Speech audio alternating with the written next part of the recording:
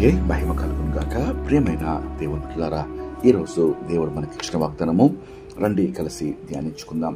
సామెతల గ్రంథము 29వ అధ్యాయము 25వ వచనము.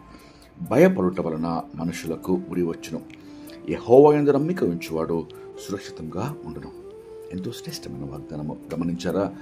భయపడుట వలన మనుషులకు ఉరి వచ్చును అనగా భయం వలన అనుమానాలు, అపనమ్మకము, అవిశ్వాసము, మరి అపజయము మానవునికి కలుగుతుంది. కాబట్టి దేవుడు సెలవిస్తున్నాడు, భయపడకుడి, భయపడకుడి అని 365 సార్లు వాక్యంలో రాయబడి ఉన్నది. అనగా ప్రతిరోజు మనము సంవత్సరం అంతట్లో కూడా భయపడటం మనకు దూరం అవునుగాక అని వాక్యం సెలవిస్తుంది.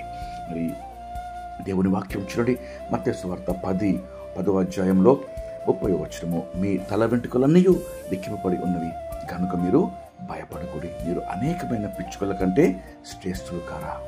ఈరోజు దేవుని వాక్యం మనం జ్ఞాపకం చేస్తుంది, భయపడకూడి. ఏ విషయమైనా, ఏ పరిస్థితి అయినా, మన యొక్క అనారోగ్య పరిస్థితి, ఆర్థిక ఇబ్బందులు, కుటుంబ సమస్యలు, అనేకమైన ఉద్యోగ సమస్యలు, చదువులో ఉన్న బాధలు, ఎటువంటి పరిస్థితికైనా భయపడటం మనకు దూరమవునుగాక.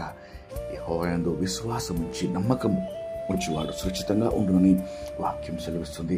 మరి మనము మనుషులకు భయపడకూడదు, ఏ పరిస్థితికి భయపడకూడదు, ఎటువంటి అనారోగ్యానికి, ఆర్థిక ఇబ్బందులకు భయపడకూడదు.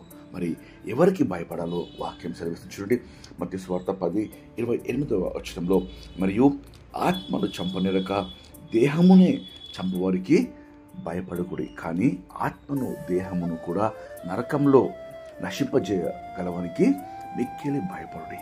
అనగా చూడండి, కేవలం ఈ దేహమును చంపి మనకు ఏమీ చేయలేని వానికి భయపడకుడి, కానీ దేహమును మరి ఆత్మను చంపి నరకంలో వేయవానికి, అనగా జీవం గల దేవునికి జీవమరణములు ఆయన వశంలో ఉన్నాయి. కాబట్టి ఆత్మ అనగా నిత్యత్వము, ఆత్మ దేవుడితో పాటు స్వర్గంలో ఉండాలని దేవుడు కోరుకుంటుండగా, ఒకవేళ మన పాపములతోనే, మన యొక్క శోధనలతోనే, మన యొక్క దుర్మార్గ జీవితంతోనే మనము భూలోకంలో కొనసాగితే నరకము, అగ్నిగుండము తప్పదు.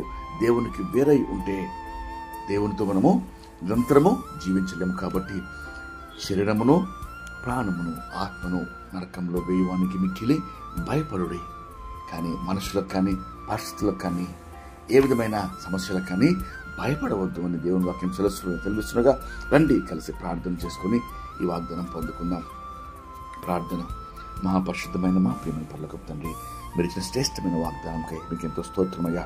భయపడకుడి, భయం వల్ల మనిషికి ఉరి వచ్చినట్టున్నారు దేవా. ఈరోజు ఏ విషయంలో తండ్రి మేము భయపడకుండా ధైర్యంగా నిబ్బరము కలిగి ప్రభావ నిలబడి ప్రతి పరిస్థితిని ప్రభావ ఎదుర్కొంటకు మీ నామాన్ని మహింపరచు కృప దయచేయమని వేడుకొంచున్నాం ప్రభావ. మీకు భయపడటకు తండ్రి అయ్యా, మీ నామానికి తండ్రి భయపడి మిమ్మల్ని ఆరాధించటకు తండ్రి అయ్యా, భయభక్తులు కలిగి జీవితకాలం అంతా జీవించటకు ప్రభావ కృప మాకు దయచేయమని వేడుకొంచు. యేసుక్రీస్తు నామములో వేడుకొంచు ప్రార్థిస్తున్నాం తండ్రి, ఆమేన్.